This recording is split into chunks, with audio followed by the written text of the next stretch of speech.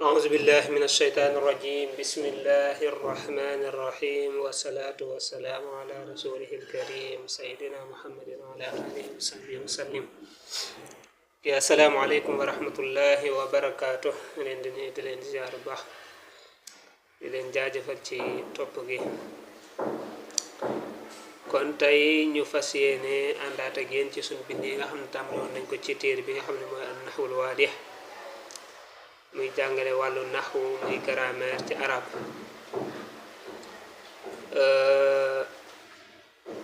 tey nag muy ñëw ci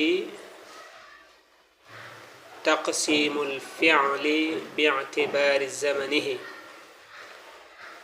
maanaam af'aal yi muy verbe yi mën nañ ko xaaj ay xaaj ci kaw xool ban jamono lañ bëgg a waxee ban jamono ci lañ ko bëgg a utiliser ci kaw jamono boobu ñu ko bëgg a utiliser fi'l bi mën naa def ay xaaj lu simple la verbe mooy action mooy loo xam dañ ko def liñ def benn muy luñ def ba pare mu passé wala benn muy loo xam ne ñi ngi nii di ko def action bi mi ngi daw wala benn muy loo xam ne ñi ngi koy defi ci kanam mais defaguñ ko muy li ñuy wax passé ak présent ak futur loolu rekk la mën a dem bu ko defee kon day ñëw ci première leçon ci fi'l yooyu ak nit ñi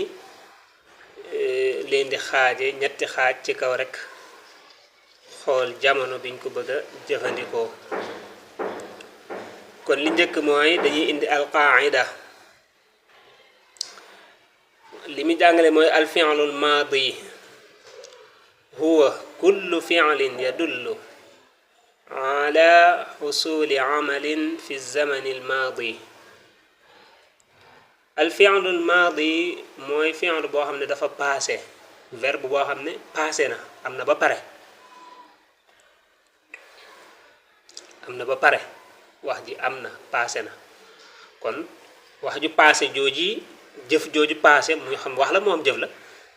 dañ koy tudde al fi'lul maadi moo tax mu ne huwa kullu fi'lin huwa moom kullu fi'lin mooy bépp verbe bépp jëf yadullu day tegtale ala xusuli amalin ci amuk jëf fi zamani al maadi ci jamono ji nga xam dafa passé bépp fi'l boo xam ne day tegtale ne mbir am na ba pare fi'l boobee dañ koy tudde fi'lul maadi kon kooku moom lu basiit la lu simple la te ndee jafe-jafe nga ne ko jox ma exemple mu ne al amsila jaraa daw na al kalbu xaj bi bim naan la xaj bi daw na kon xaj bi daw na ba pare mu doogay indi jaraa kon jaraa fi'lul maadi lañ koy woowee ndax la jëf ji dafa paase waqafa taxaw na ar rajulu waa ji waqafa taxaw na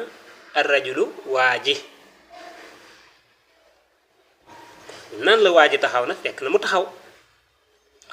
daa sànku na muy réer na alkitaabu téere bi dégg nga téere bi réer na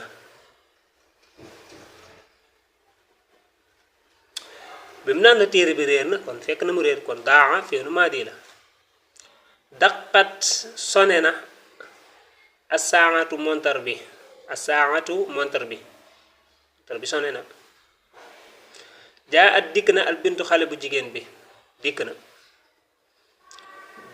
baadat nen na ak dajaajatu ganaar gu jigéen gi maadi la boo xoolee nag fii am na fi def na fi lu am solo muy fi'lu maadi toujours mën nay maanaam dañ ciy bàyyi wàlla xel faa'il bi ñëw maanaam fi'l bi sujet bi ko def moom dañu woowee faa'il ki ko def ndax góor la wala jigéen la wala luñ góoral la wala luñ jigéenal la bu dee luñ jigéenal da ngay gis mu dolli ci taa daqa gis nga au lieu mu ne daqa danaan daqat jaa au lieu mu ne jaa parce que kii du jigéen la kon danaan jaa at bu bu doon góor la mu ne jaa baadat nen na gis nga parce que lii jigéen la at dajaajatu ganaar gu jigéen ganaar góor du nen voilà kon kii taa bi moom la ñu woowee taa ut ta'nis waaw kon lii la ñuy woowee fi'lu maadi fi'lu mën na nekk si fi'lu saa yu tegtalee ne jëf ji am na ba pare passé na rek bu waa dañ koy woowee fi'lu al maadi kon dañuy yem foofu bu ko defee kon dars bi ñëw dana la jàngal li ñuy wax al fi'lu al mudaari parce que yaakaar naa mën na cee topp sax waaye damay bëgg di ko def par leçon rek mu bañ a jaxasoo voilà bi ci topp it gis nga dana la indilaat al fi'lul amr maanaam muy futur bi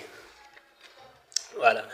kon loolu lañ doon indi tey fi'lu maadi mooy bépp fi'l boo xam ne dafay tegtale jëf ju passé jëf ji am na ba pare ci jamonoy passé exemple mun la daraba dóor na exemple waqafa taxaw na exemple jalasa toog na saa yu ko wolof di firi day firee na xaala wax na xaama taxaw na akala lekk na shariba naan na shabia ma regg na dégg nga